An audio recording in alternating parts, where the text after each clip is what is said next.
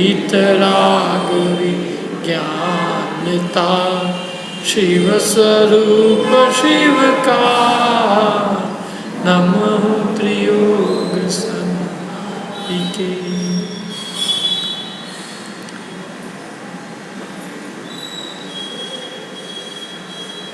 जीव तत्व की चर्चा चल रही है। जीव के 3 भेदों को हमने अभी तक समझा, बहिरात्मा, अंतरात्मा और परमात्मा। अब अपने को करना क्या चाहिए? ये तो ठीक है 3 प्रकार के आत्मा हैं, लेकिन अपने लिए क्या करने योग्य है? अपने को कौन सा आत्मा बनना है? और अपन कौन सी आत्मा है अभी क्या है अपन? 3 में से कौन सी आत्मा? बहिरात्मा। तो अब क्या करना है? बहिरात्मा पने को रखना है कि बहिरात्मा पने को छोड़ना है? माने देह और आत्मा को एक मानना, शरीर और आत्मा को एक मानना, ये क्या है? अज्ञान है, मिथ्या दृष्टिपना है। तो अब इसको रखना है, इस मान्यता को, कि छोड़ना है, छोड़ना है। और हमें क्या बनना है? परमात्मा बनना है। बहिरात्मा पना छोड़ना है, परमात्मा पद को प्राप्त करना है। ये बात कहते हैं, देखो आगे। बहिरात्मता हे अजानित जी अंतर आत्म मुझे परमात्म को ध्याय निरंतर जो नित्य आनंद पूजे। बहिरात्मता हे जानित जी, माने बहिरात्मपना हे मानकर, छोड़ने योग्य मानकर छोड़ दो। बहिरात्मपना मतलब बहिरात्मा को छोड़ना, ये नहीं कहा। किसको छोड़ो? बहिरात्मपने को छोड़ो। बहिरात्मा और बहिरात्मापने में क्या अंतर है? बहिरात्मा माने कोई जीव है, तो जीव को नहीं छोड़ने की कह रहे हैं। बहिरात्मपना जो है, मिथ्या दृष्टिपना है, उसको छोड़ने के लिए कह रहे हैं। बहिरात्मा छोड़ने का मतलब है कि ये सब मिथ्या दृष्टि, इनको छोड़ो, इनको छोड़ो, इनको छोड़ो। किसी जीव को नहीं छोड़ना है।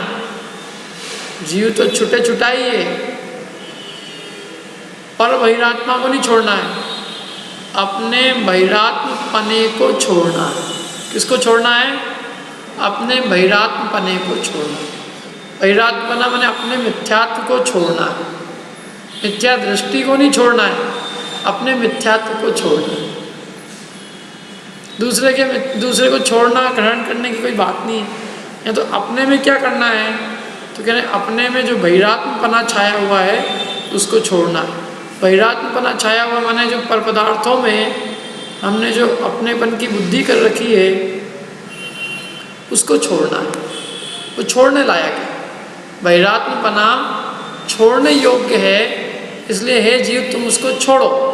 बहिरात्मता हे जानि तजी, माने बहिरात्मपने को हे मानकर, छोड़ने योग्य मानकर उसका तुम त्याग करो। ऐसी अपने लिए शिक्षा है। बहिरात्मपना कैसे छोड़ना? बहिरात्मपना छोड़ने के लिए जो अपनी आत्मा से भिन्न जो पर पदार्थ है उसमें अपनापन छोड़ना ही बहिरात्मपना छोड़ना है, और कुछ नहीं करना है। शरीर छोड़ना है कि शरीर में अपनापन छोड़ना है? शरीर तो छूटा छुटा ही है। शरीर को तुम क्या छोड़ोगे? जब शरीर छूटने का काल आएगा तो वो अपने आप छूट ही जाएगा। तुम्हें तो शरीर में अपनापन छोड़ना है। यदि शरीर में अपनापन एक बार भी छोड़ दिया तो फिर कभी शरीर की गुलामी मिलेगी नहीं। और यदि शरीर में अपनापन नहीं भी छोड़ा और शरीर भी छोड़ दिया तो फिर नया शरीर मिल जाएगा। इसलिए बहिरात्मपना छोड़ो। अनादिकाल से जीव ने पर वस्तुओं में अपनापन किया है। देह और आत्मा को एक माना है। शरीर से भिन्न अन्य पदार्थों को इसने अपना माना है। आत्मा से भिन्न शरीर आदि पर पदार्थों को इसने अपना माना है। तो कहते हैं इसको छोड़ो। तो फिर क्या करें, इसको छोड़ के अब करें क्या? ये छोड़ देंगे तो फिर क्या करेंगे? छोड़ने की बात तो कर रहे हो, लेकिन ग्रहण किसको करें?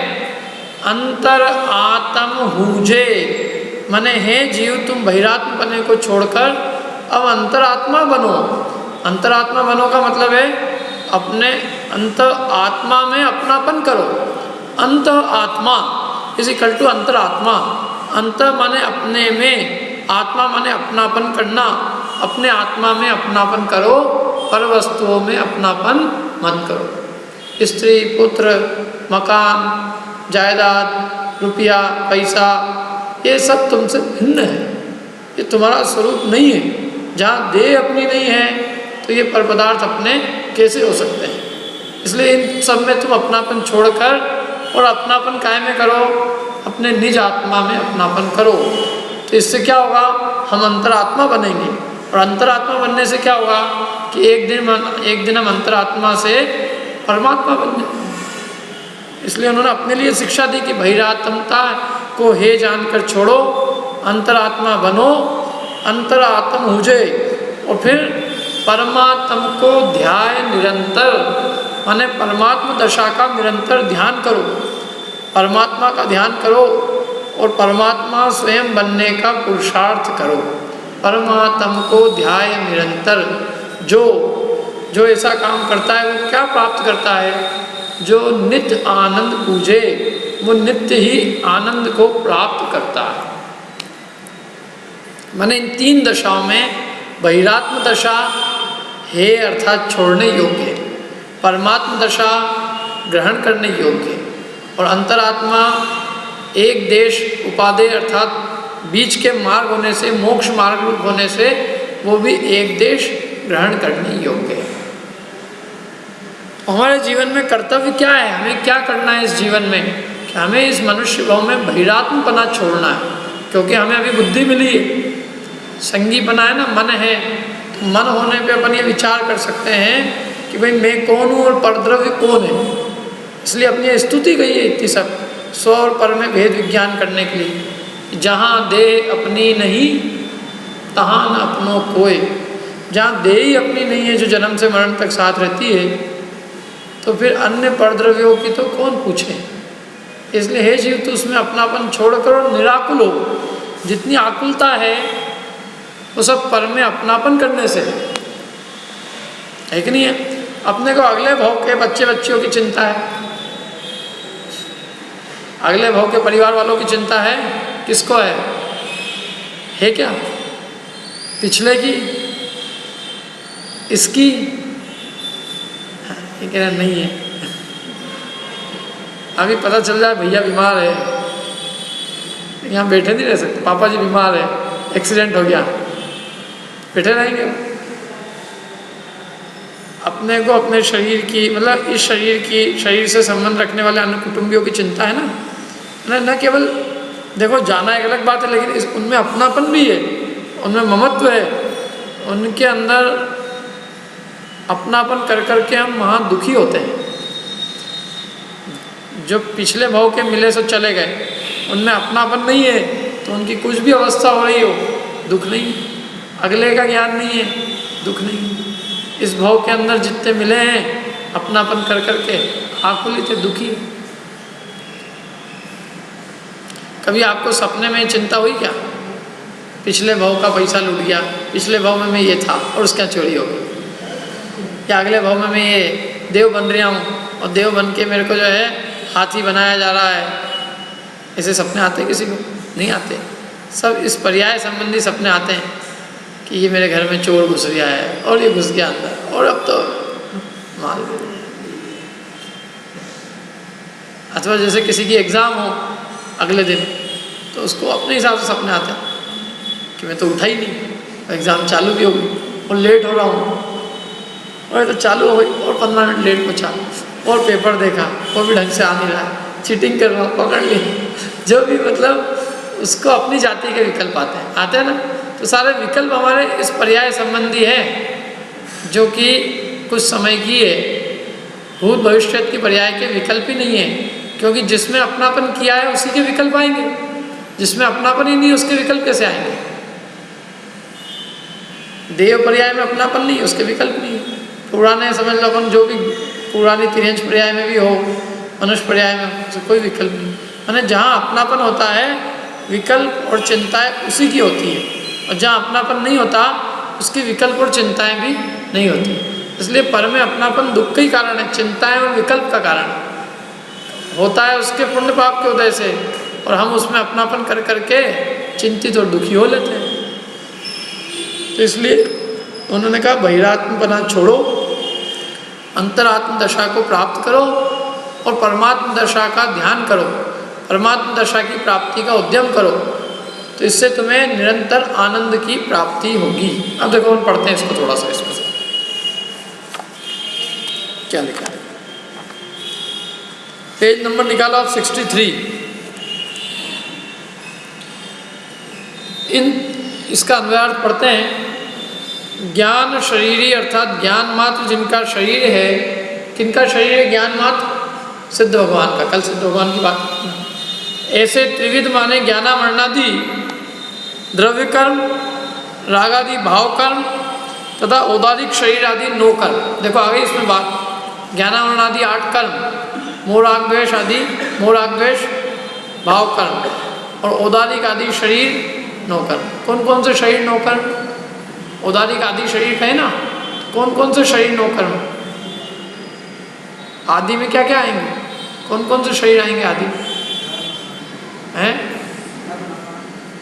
घर मकान। औदारिक आदि शरीर 5 शरीर है। किसको याद है? एक मिनट हाथ खड़ा करना, किस किस को याद है? 5 शरीरों के नाम किन किन को याद है? अरे बोलना नहीं, बोलना, याद हो तो हाथ खड़ा करना। पाटनी जी नहीं थे क्या आप उस समय? चलो बताओ अजय जी, 4 बता दो। आरक, 5 शरीर। अपने कितने अभी साथ में?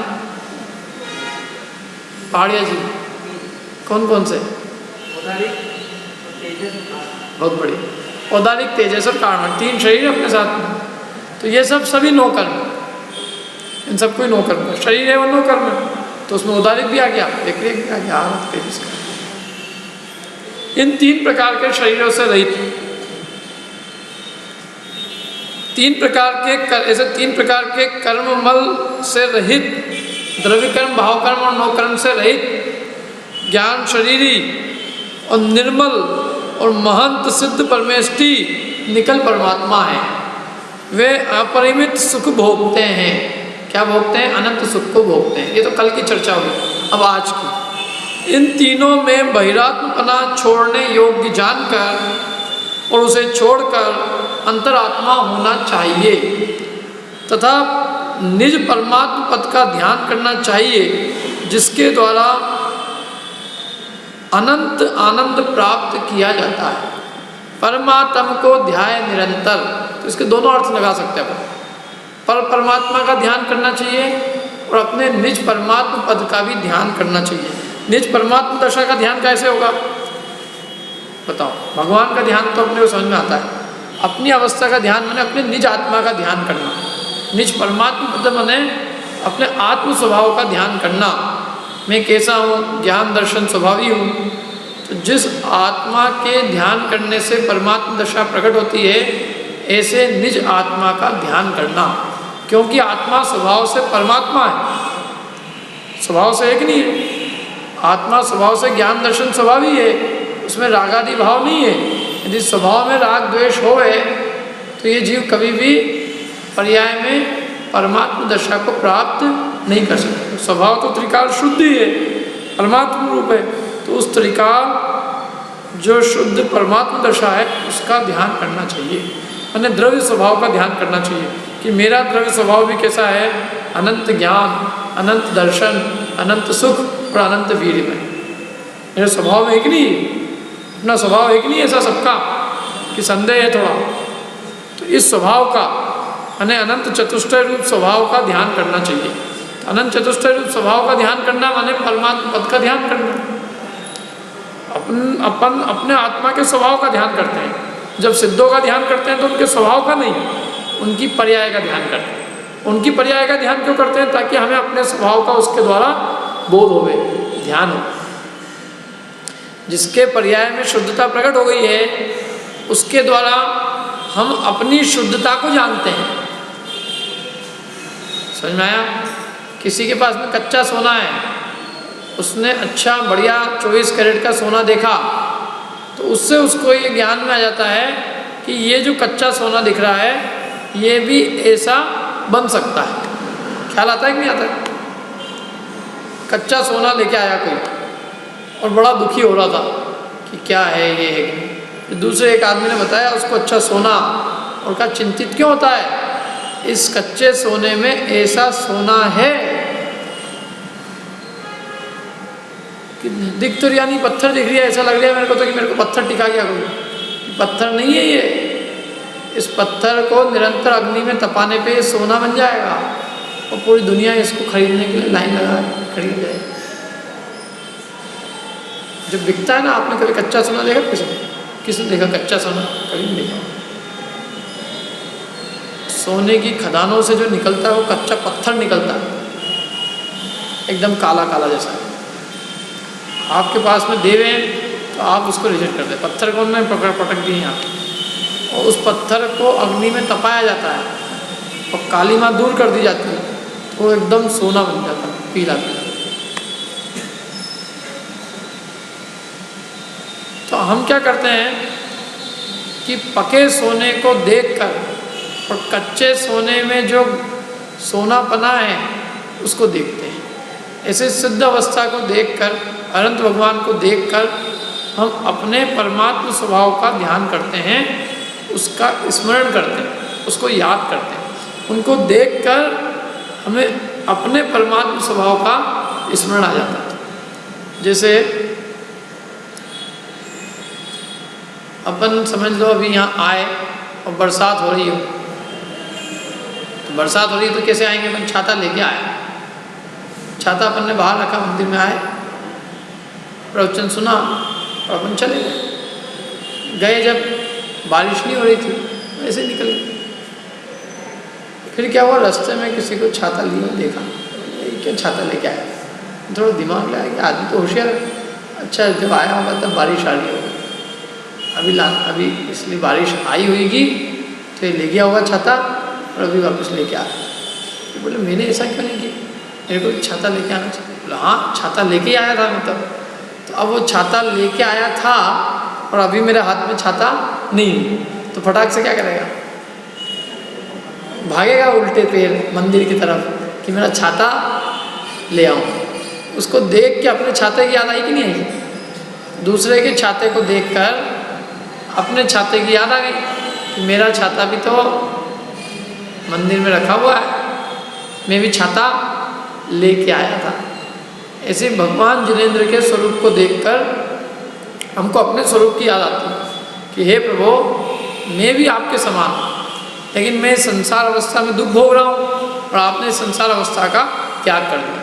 तो स्वभाव की अपेक्षा से तो मैं भी ऐसे ही हूँ, लेकिन मैं अपने उस स्वभाव का ध्यान नहीं करता, उस स्वभाव की महिमा नहीं लाता, इसलिए मैं इस संसार में अनंत दुख को भोग रहा हूँ।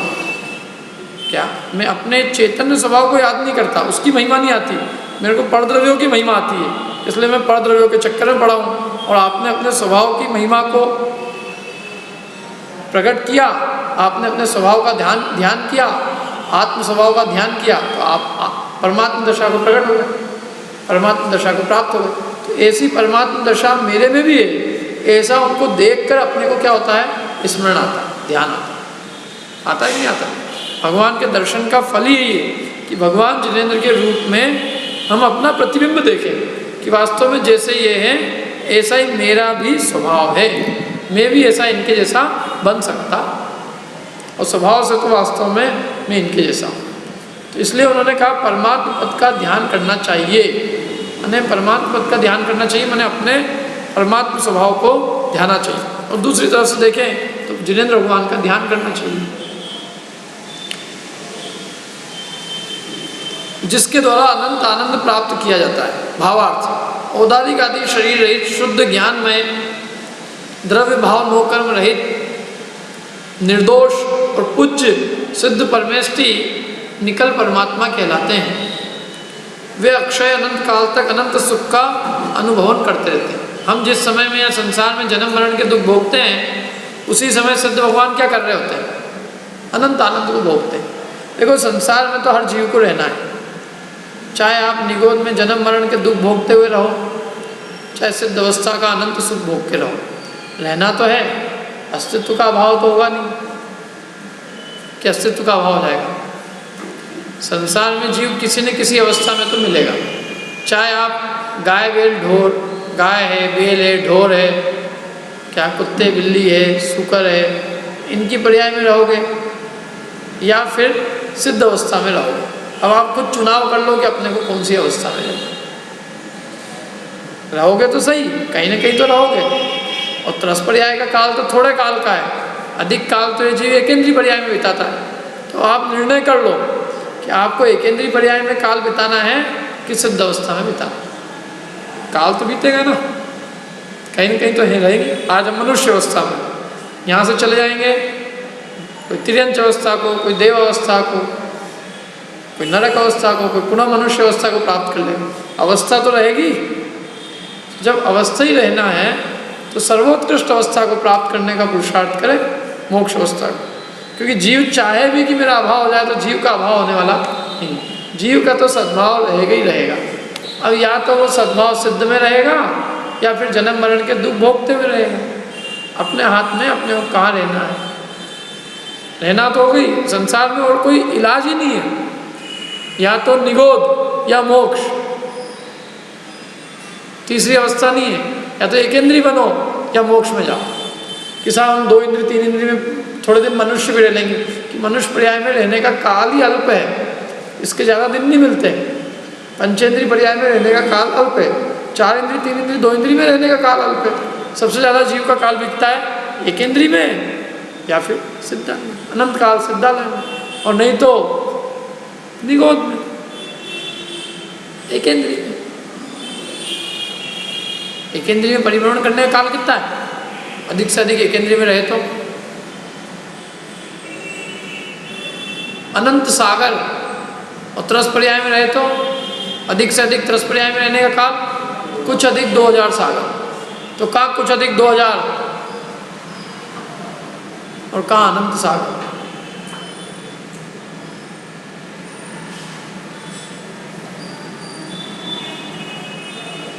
माने एक बूंद है और एक समुद्र है। ये एक बूंद के सुख जितनी भी पर्याय नहीं है, और आगे अनंत काल का अनंत दुख है।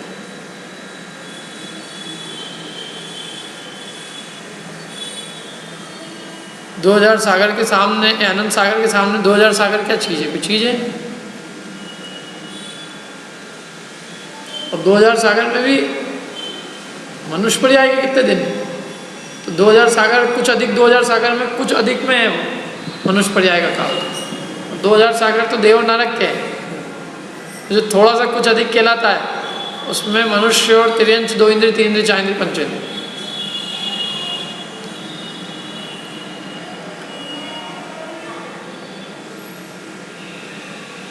ऐसी स्थिति है, कुछ अधिक में, मतलब गिनती के दिन। हर त्रस पर्याय में कर्म भूमिया मनुष्यों की अवस्थाएं तो गिनती की मिलती है, और कर्म भूमिया मनुष्यों की आयु गिनती की होती है, गिनती के दिनों की। तो जो कल्याण के अवसर मिलते हैं वो गिनती के मिलते हैं, गिनती के दिन। और बाकी असंख्यात करोड़ पूर्व, असंख्यात वर्ष, अनेक सागर, और सब देव में कि नरक में अथवा एकेंद्रीय में अनंत सागर, उनमें बीतते हैं। असंख्यात करोड़ पूर्व की आयु किसी भी कर्म भूमि या जीव को नहीं मिलती, और कल्याण केवल कर्म भूमि में होता है। जहाँ ज़्यादा आयु मिलती है वहाँ कल्याण का अवसर नहीं है, और जहाँ आयु कम है वहाँ कल्याण का अवसर।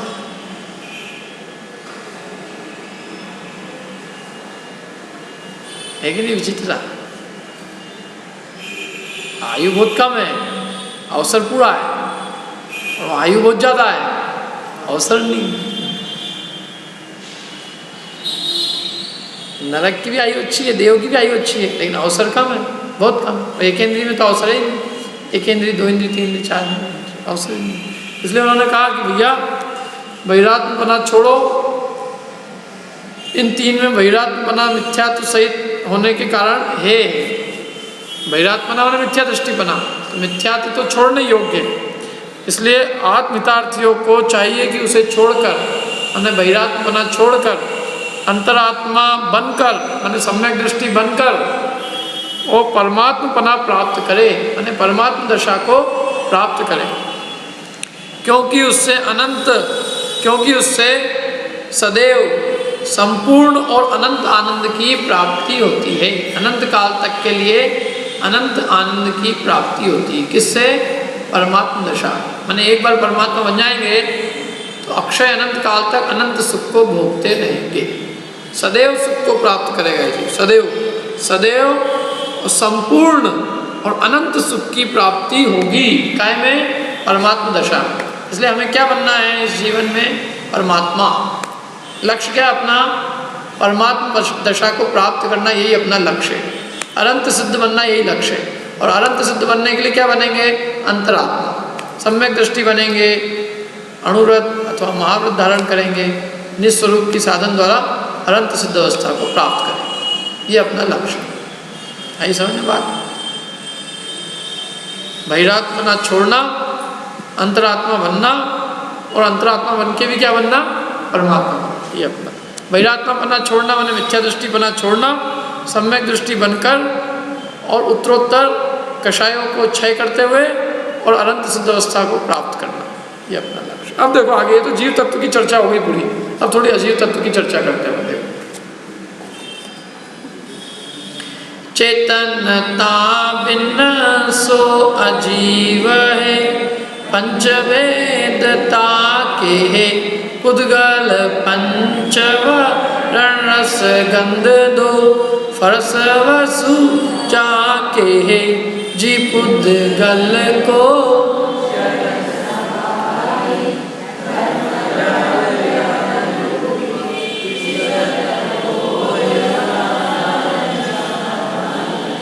जिन भिन्न मूर्ति निरूपी, चेतनता बिन सो अजीव है, माने जिसमें चेतनता नहीं पाई जाए वो क्या है? अजीव है।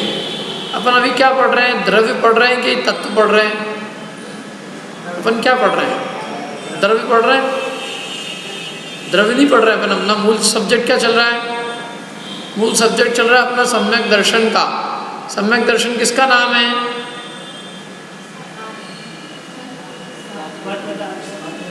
पर द्रव्यों से बिना आत्मा की रुचि, कौन सा सम्यक दर्शन है? निश्चय। उसके बाद व्यवहार सम्यक दर्शन क्या है?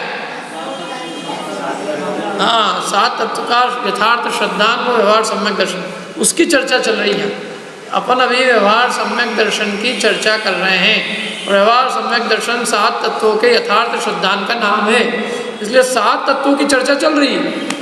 सात तत्व में एक तत्व हो गया जीव तत्व। अब किसकी चर्चा चल रही है? अजीव की। तो अजीव कौन है? तो कहते हैं चेतनता बिन सो अजीव है। जिसमें चेतनता नहीं है वो अजीव है। चेतनता बिन, जो बिना चेतनता के है, यानी जिसमें चेतनता नहीं है वो अजीव है। चेतनता बिन सो अजीव है। और चेतनता सहित क्या है? चेतनता सहित सो जीव है, और चेतनता बिन सो अजीव है। अब इसके कितने भेद है? इस अजीव के कितने भेद है? तत्व है अजीव। देखो, जब द्रव्य बोलेंगे ना तो हम क्या बोलेंगे? द्रव्य के नाम जीव, अजीव, धर्म, अधर्म, आकाश, काल। सही बोले? हाँ, जीव, उद्गल, धर्म, अधर्म, आकाश, काल। जब तत्व बोलेंगे तो जीव, उद्गल, आश्रव, बंध। सही है? जीव, अजीव, ये अंतर ध्यान रखना हमेशा। लोगों ने गड़बड़ कर देते हैं, इधर का उधर, उधर का इधर। अपन अभी तत्व पढ़ रहे हैं तो तत्व में तो जीव अजीव, बस जीव और अजीव। द्रव्य पढ़ेंगे तो वो अलग 6 द्रव्य, 6 अलग अलग जाति की चीज़ें हैं। और यहाँ तो तत्व में बस अपने को इतना ही मतलब है कि वो जीव है कि नहीं है। जब विश्व की व्यवस्था समझानी है तो किस किस प्रकार के द्रव्य वो समझाएंगे। जब भेद विज्ञान करना है तो मैं और पर, अब वो पर चाहे धर्म है कि अधर्म है कि आकाश है कि काल है कि पुद्गल है, क्या है, वो अजीब है बस, माने मैं नहीं हूँ, समझ में आया ना। पर माने पर है,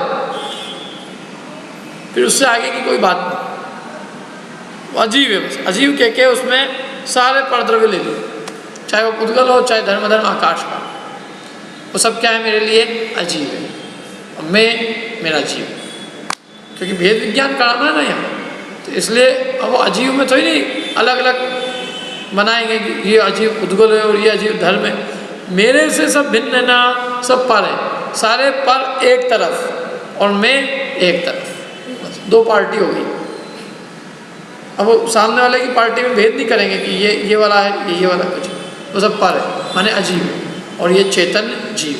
तो चेतनता बिन सो अजीब है। फिर भी कहते हैं थोड़ा बहुत हम उस अजीब को समझा देते हैं, अब तुम्हारे को समझाना है तो, ताकि तुम कहीं ऐसा नहीं हो कि किसी अजीब को जीव मान लो। तो कहते हैं पंच भेद ताके हैं, ताके माने किसके हैं, अजीव के, पंच भेद ताके। तो पहले तो अजीव तत्व की परिभाषा बता दी और फिर उसके भेद बता दिए। तो अजीव तत्व की परिभाषा क्या हुई, चेतनता बिन सो अजीव है, जिसमें चेतनता नहीं पाई जाए वो सब क्या है, अजीब। उसके कितने भेद हैं, पंच भेद ताके। कौन कौन से, देखो पहला भेद, पहले भेद का नाम है पुद्गल। कैसा है वो पुद्गल, पुद्गल पंचवर्ण रस गंध दो फरसव सूजा के है। पुद्गल कैसा है कि पुद्गल में चार चीजें पाई जाती है। पुद्गल किसे कहते हैं,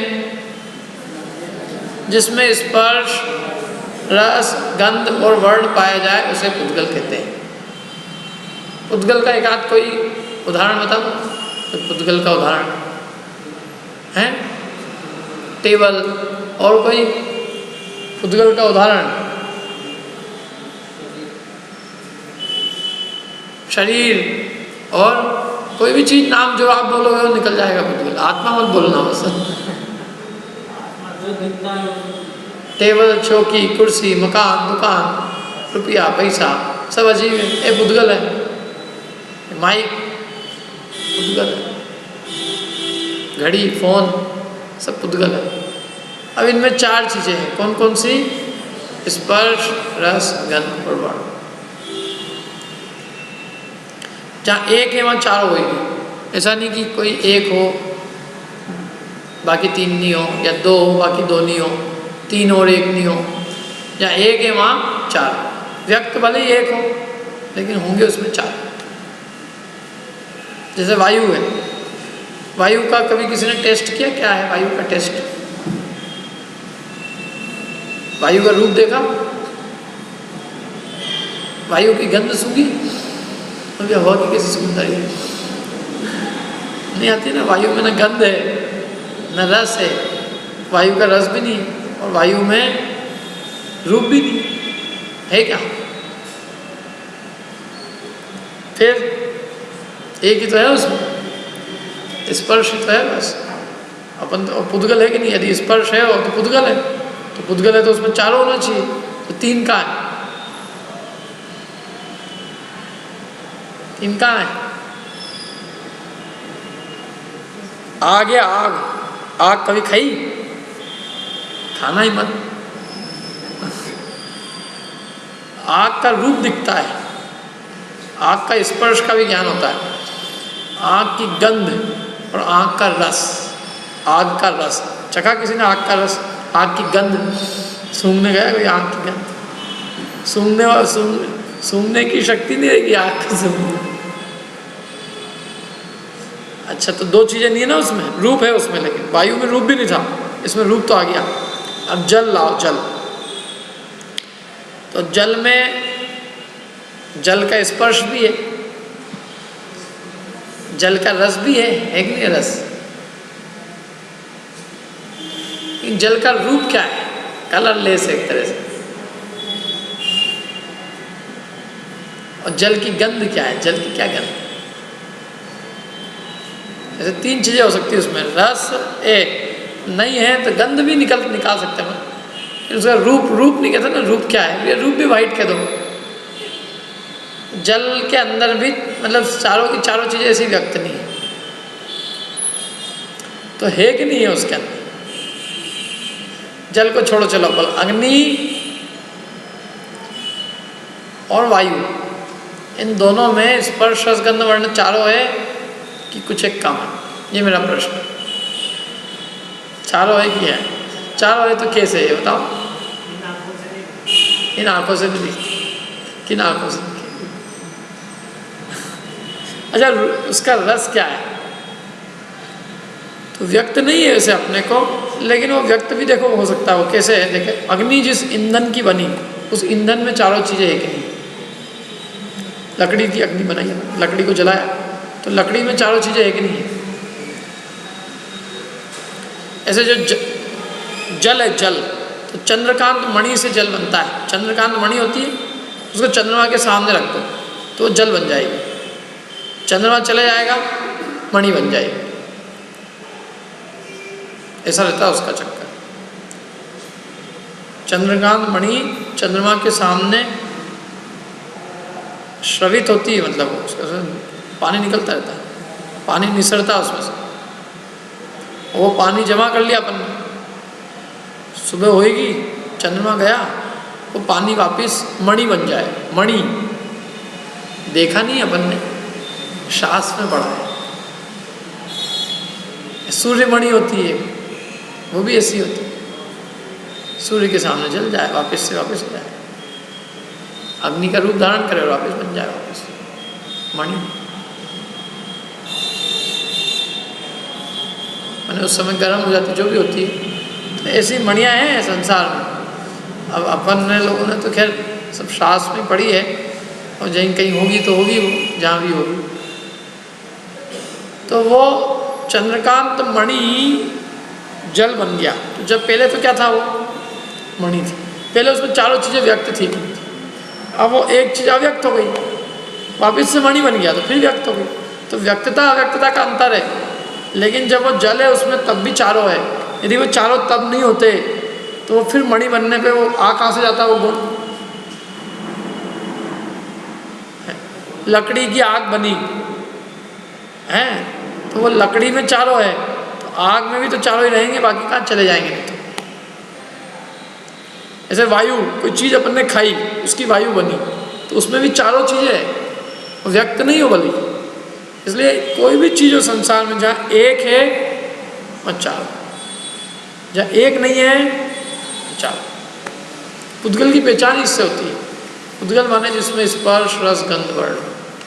अब उन्होंने स्पर्श की बताई कि स्पर्श के कितने भेद हैं, रस के। पुद्गल पंच वर्ण, पुद्गल में वर्ण है तो कितने प्रकार के वर्ण हैं? रंग कितने प्रकार के होते हैं? रंग कितने प्रकार के होते हैं? 5 के 7 रंग कितने प्रकार के होते हैं? 7 प्रकार के। स्कूल में कितने पढ़े? 7 पढ़े। यहाँ अपन पढ़ा रहे हैं 5, तो 2 से अपने को क्या दुश्मनी है जो निकाल कि ये 5 से वो 2 भी बन जाते हैं। मूल में रंग अपन ने 5 ही माने। कौन कौन से बताओ? कौन बताएगा? हाथ खड़ा करना बस। 5 रंग के नाम बताओ।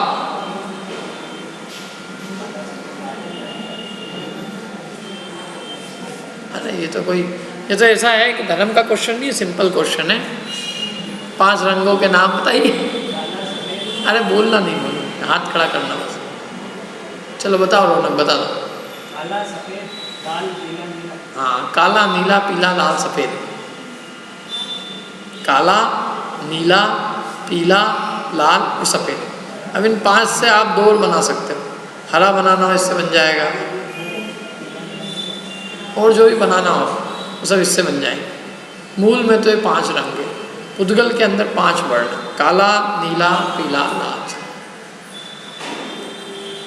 पुद्गल पंचवर्ण। रस कितने हैं? रस और गंध। रस गंध, रस कितने प्रकार का है? रस गंध 2 लिखा है, 5 कैसे हो गए रस? पुद्गल पंचवर्ण रस, यहाँ तक पढ़ना। ये रस को गंध के साथ नहीं, रस को किसके साथ में लेना? वर्ण के साथ। पुद्गल पंच वर्ण रस, रस भी 5 प्रकार के। कौन कौन से रस 5 प्रकार के? मैंगो रस, रस कौन कौन से 5 प्रकार के? आम रस, मौसमी रस,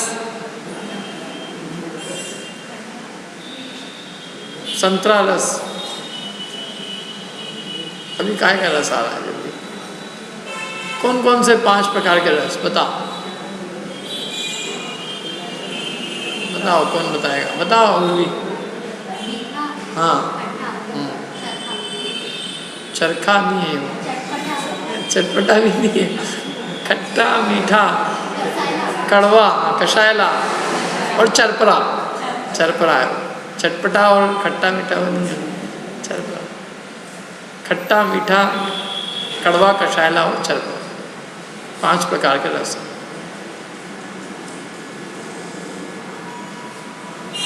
गंध कितनी प्रकार की है?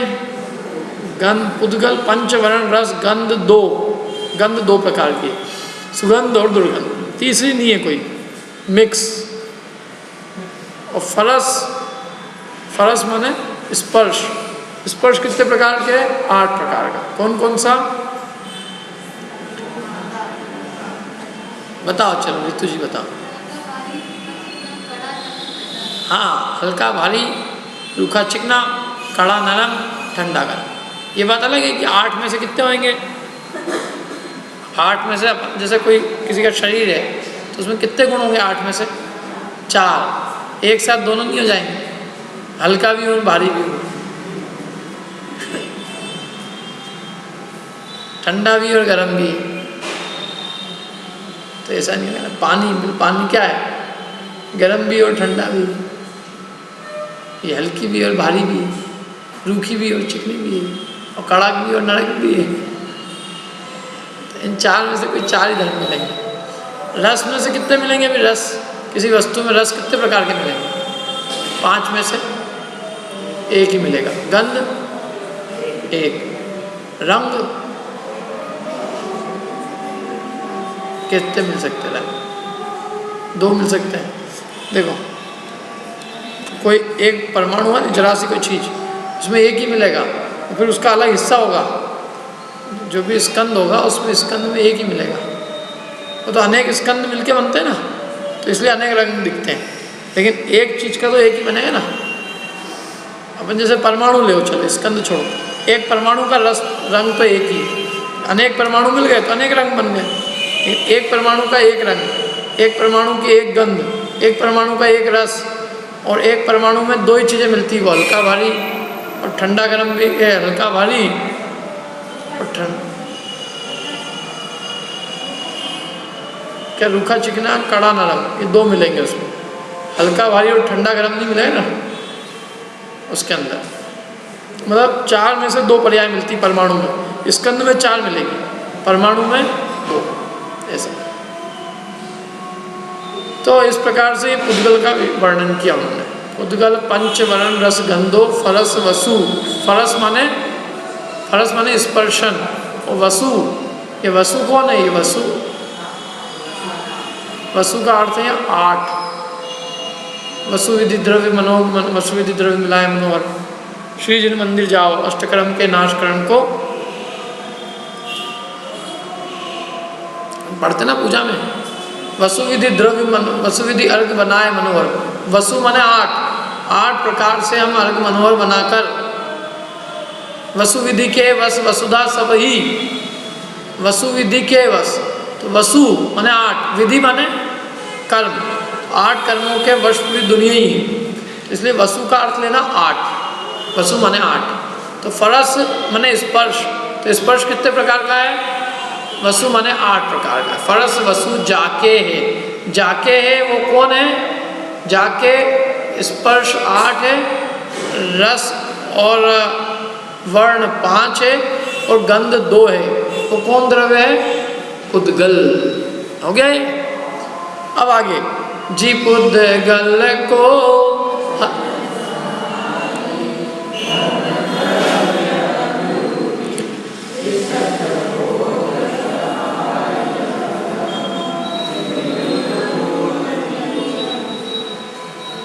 जीव पुद्गल को चलन सहाई, जीव और पुद्गल को जो चलने में सहायक है, निमित्त है, वो कौन है? धर्म द्रव्य अनुरूपी, माने उसका कोई रूप नहीं है। रूप तो किसमें है? पुद्गल में। धर्म द्रव्य क्या है? अरूपी है, माने वो दिखाई नहीं देता, अरूपी है ना। तो धर्म द्रव्य अनुरूपी, और उसका काम क्या है? चलते हुए जीव और पुद्गलों को चलने में सहायक हो। जैसे उदाहरण क्या है? जल को चलने में मछली निमित्त है, सही है। मछली को चलने में जल निमित्त। जैसे मछली के चलने में कौन निमित्त है? जल। अब इसमें दोनों बात है। जल मछली को जबरदस्ती चलाता नहीं, लेकिन जल नहीं हो तो मछली चलती भी नहीं। जहाँ तक जल होगा मछली वहीं तक चलेगी, जहाँ नहीं होगा जल होगा मछली नहीं चलेगी। और मछली जल मछली को चलाता भी नहीं। इसको कहते हैं उदासीन निमित्त। क्या है ये? उदासीन।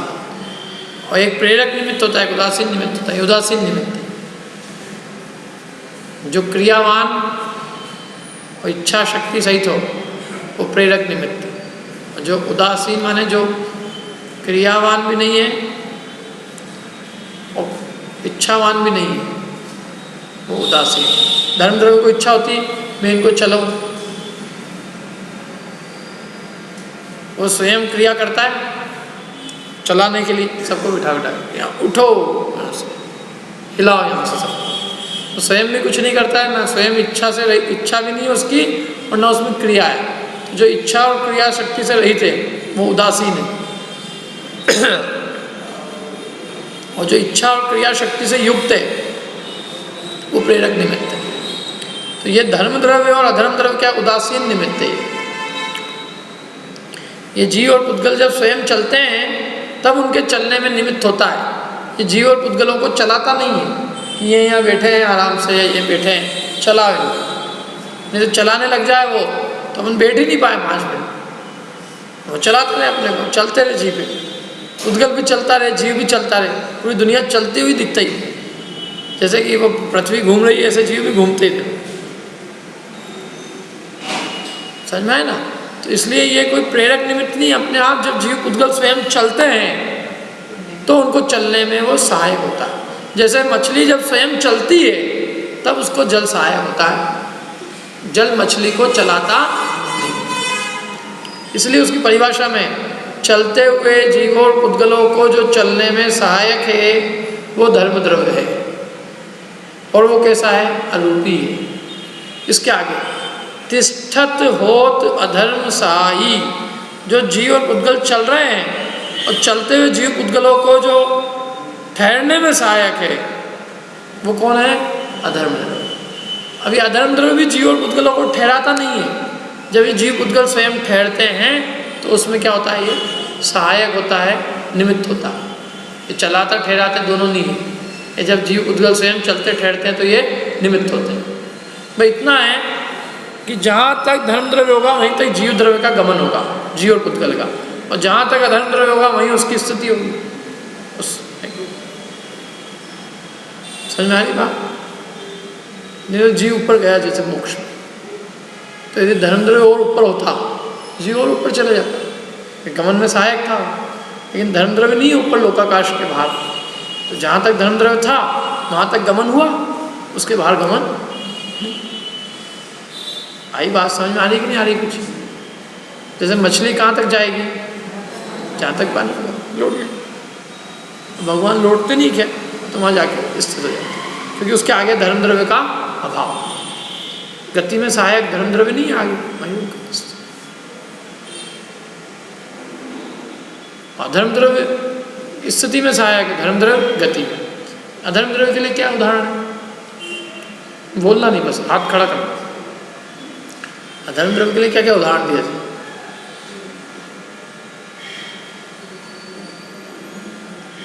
अंकित याद नहीं है? याद है आपको? बताओ। हाँ, चलते हुए इसमें दिया क्या? लिखा कैसे दिया हुआ है क्या? चलो कोई बात नहीं, दिया हुआ हो तो देख के ही बोल दो उसमें से भले ही। तो उस चलते हुए राहगीर को पेड़ की छाया ठहरने में क्या है, निमित्त है।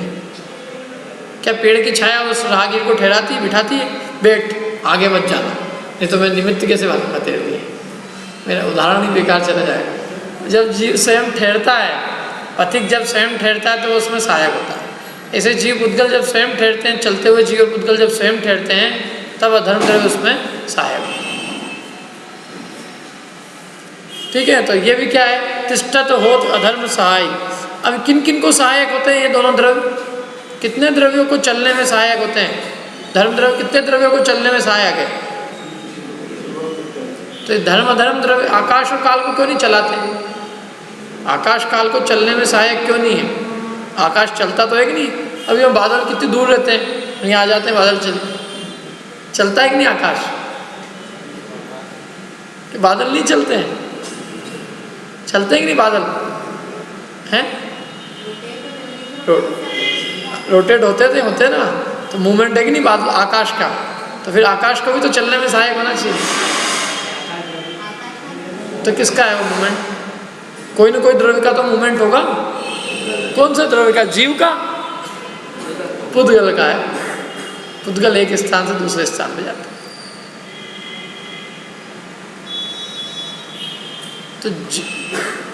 तो जो चलने की शक्ति रखते हैं उनको चलने में सहायक होता है, जो चलने की शक्ति नहीं रखेगा उसको कैसे सहायक होगा?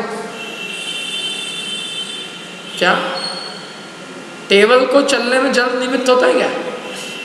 टेबल डाल दो पानी में कि जल तो चला, इसको भी चला लो, सहायक हो थोड़ा कि नहीं होगा, क्योंकि उसमें चलने की शक्ति नहीं है। जिसमें स्वयं चलने की शक्ति होती है उसको धर्म द्रव्य सहायक होता है। और चलने की शक्ति कितने द्रव्यों में है? माने एक क्षेत्र से दूसरे क्षेत्र में गमन करने की शक्ति कितने द्रव्यों में? दो। कौन कौन में? जीव और पुद्गल। क्षेत्र से क्षेत्रांतर माने क्रियावती शक्ति दो ही द्रव्यों में, जीव में और पुद्गल में। तो जो जिनमें क्रियावती शक्ति होगी वही ठहरेंगे, इसलिए ठहरने की शक्ति भी किसमें है? दो ही में। बाकी तो चार अनादिकाल से ठहरे हुए हैं।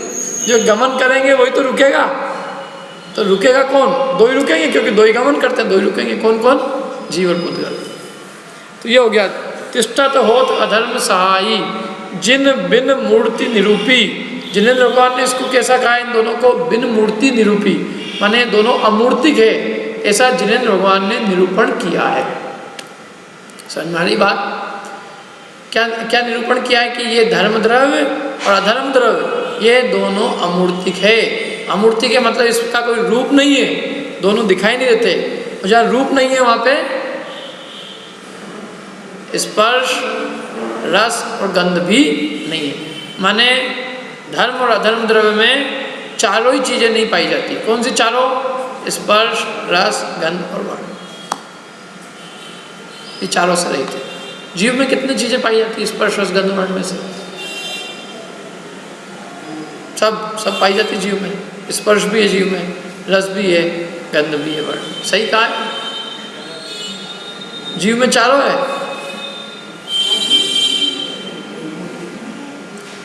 पूरी रामायण हो गई अपनी इतनी सारी, जीव जीव तत्व संबंधी भूल। अपन पूछे यहाँ उठ के कि रावण पत्नी किसकी थी? राम हर के लेके गए कि रावण हर के लेके गए? तो अपन ने पूरी सात तत्व की भूल पड़ी ना। देह जीव को एक गिने बहिरात्म तत्व मुदा है। देह और जीव को जो एक मानता बहिरात्मा मिथ्या दृष्टि। तो स्पर्श, रस, गंध, वर्ण किस में है? पुद्गल में है। तो अपन पुद्गल है कि जीव है? जीव है। जीव में स्पर्श, रस, गंध, वर्ण है। आत्मा मूर्ति के, ना आत्मा में रस है, न गंध है, न वर्ण है, न स्पर्श है। क्या चारों चीजें?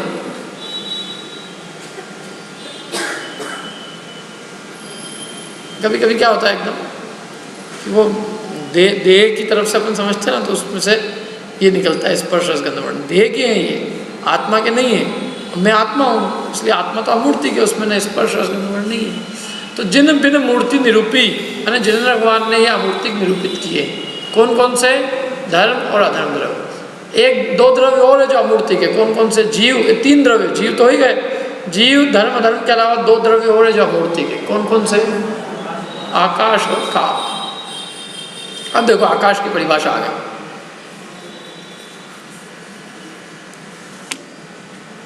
पढ़ो आगे। को वास जास में सो आकाश पिछानो, नियत वर्तना निष्ठिन सो हाल काल परिगण।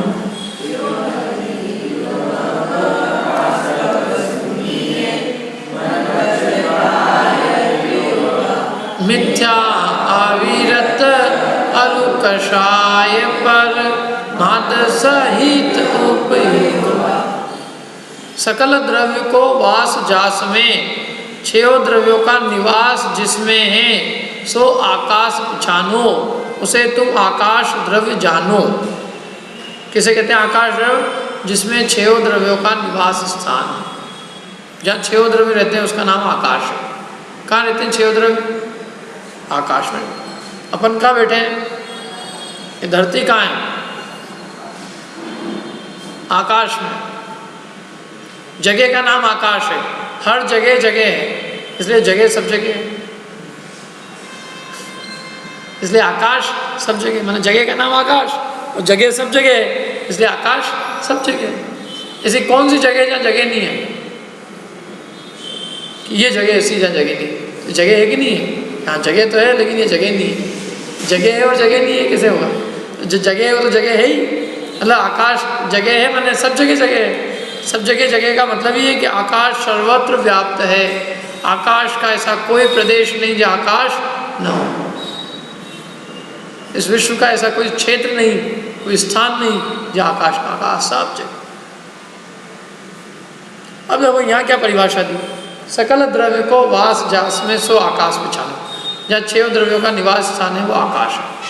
छह द्रव्यों का निवास स्थान तो केवल लोकाकाश में ही। अलोकाकाश में है क्या छह द्रव्यों का निवास? तो फिर अलोकाकाश आकाश कहलाएगा क्या इस परिभाषा के हिसाब से? छह द्रव्यों को जो निवास स्थान देता है वो आकाश है। तो छह द्रव्यों को निवास, छह द्रव्यों को रहने के लिए स्थान देगा आकाश है। तो अलोकाकाश छह द्रव्यों को रहने के लिए स्थान देता है। अलोकाकाश में छह द्रव्य रहते हैं। तो अलोकाकाश आकाश है कि क्या है? अलोकाकाश कौन सा द्रव्य है? अलोकाकाश नाम ही उसमें अलोकाकाश में आकाश भरा है, तो आकाश तो है। लेकिन आकाश है तो छह द्रव्य कहाँ है? यहाँ कह रहे हैं ना छह द्रव्य को वास जास में उसको आकाश पहचानो। वो छह द्रव्यों को रहने की जगह देता है क्या? तो फिर वो आकाश कैसे? बताओ कौन उत्तर बताएगा इसका? इसमें दिमाग लगाना पड़ेगा थोड़ा सा। बताओ।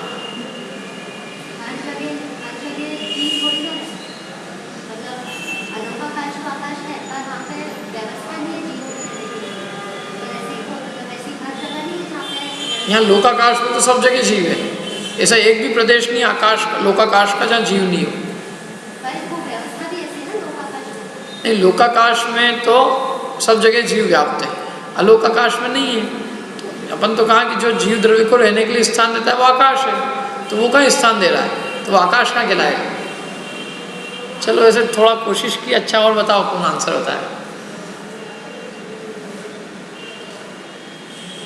देखो जो छह द्रव्यों को रहने के लिए जगह दे वो आकाश है, ये परिभाषा है। तो छह द्रव्यों को रहने के लिए जगह अलोकाकाश देता है क्या? उसमें सामर्थ्य है कि नहीं है बताओ? छह द्रव्यों को जगह देने की सामर्थ्य है कि नहीं? छह द्रव्यों का अवकाश देने की सामर्थ्य जिसमें उसका नाम आकाश है। तो वहाँ रहे भले ही नहीं, वो आप मत रहो, लेकिन उससे उसकी अवकाश देने की सामर्थ्य खत्म नहीं हो जाती। उसमें सामर्थ्य है कि वो आपको अवकाश दे दे। जैसे मकान में जगह है, अब तुम नहीं रहो तो क्या करे? लेकिन मकान की कोई गलती तो ही नहीं है। मकान का गुण तो तब भी वैसा का वैसा है कि वो जो है रहने के लिए जगह देता है। आकाश उसमें जो मकान तो है, तुम नहीं रह रहे हो तुम क्या करें? लेकिन मकान के गुण में जो है उसमें कोई अंतर नहीं पड़ता। क्या है मकान का गुण? जैसे मनुष्यों को रहने के लिए स्थान देना। तो मनुष्य के नहीं रहने से या रहने से उसका गुण धर्म समाप्त नहीं हो जाता। मनुष्य रहता है तो भी उसमें वो गुण है, और नहीं रहता है तो भी उसमें गुण है। ऐसे अलोकाकाश में नहीं भी रहे छह द्रव्य तो भी उसमें स्थान देने का जो गुण है वो बराबर कायम है। इसलिए वो भी क्या है, आकाश। ठीक है, इसलिए सकल द्रव्य को वास जास में सो आकाश पहचान। लोकाकाश और अलोकाकाश दो है। लोकाकाश मालूम है ना सबको, जहाँ 6 द्रव्य बसते हैं वो लोकाकाश। क्या आकार है लोकाकाश का? आकार कैसा है?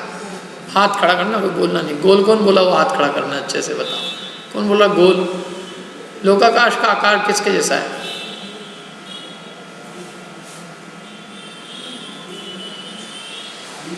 थाली के जैसा गोल है। थाली के जैसा तो जम्बूद्वीप है। लोकाकाश जम्बूद्वीप तो ही नहीं है केवल। क्या बताओ रोहन, किसके जैसा है लोकाकाश? हाँ, एक बालक कोई कमर पे हाथ रख के खड़ा हो, पाँव फैला के, उसके जैसा आकार बताया था ना। ये पुरुषाकार, अथवा एक और आकार बताया था, 1.5 मृदंग के आकार, 2 आकार के। तो लोकाकाश के बाहर क्या है? अलोकाकाश। अलोकाकाश का आकार क्या है? कोई नहीं। अलोकाकाश तो अनंत आकाश, अनंत आकाश ही आकाश। उसका क्या आकार बना है? लोकाकाश सीमित है इसलिए उसका आकार बना लिया। जो असीमित है, अनंत है, उसका कैसे आकार बनेगा? तो सकल द्रव्य को वास तो है लोकाकाश में, उसके बाहर क्या है? अलोकाकाश। अलोकाकाश में कितने द्रव्य रहते हैं? एक, केवल आकाश। आकाश के अलावा और कुछ नहीं।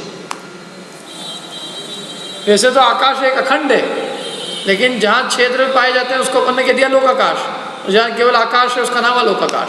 लेकिन वहाँ कोई ऐसी बाउंड्री नहीं बनी हुई है वहाँ आकाश में कि ऐसी बाउंड्री है। अपन ने अपने समझने के लिए बाउंड्री बनाई है। लोकाकाश और अलोकाकाश तो अखंड है, एक ही है। आकाश तो अखंड, एक ही द्रव्य। ठीक है, ये हो गया सकल द्रव्य को वास जास आकाश में छाना। अगली देखो, नियत वर्तना निष्दिन सो हर काल परिमाणो यो अजीव। यो हो गया अब अजीव का वर्णन। काल द्रव्य आखिरी उसमें। नियत वर्तना, नियत माने काल द्रव्य की क्या परिभाषा है बताओ? जो 6 द्रव्यों के परिणमन में निमित्त हो उसे कहते हैं काल द्रव्य। मतलब जो 6 द्रव्यों के परिवर्तन में सहायक, परिवर्तन में, परिणमन में, चेंजेस में। तो काल द्रव्य का क्या काम है? 6 द्रव्यों के परिवर्तन में सहायक होना, ये काल द्रव्य का काम है। तो वर्तना लक्षण वो काल का लक्षण। क्या?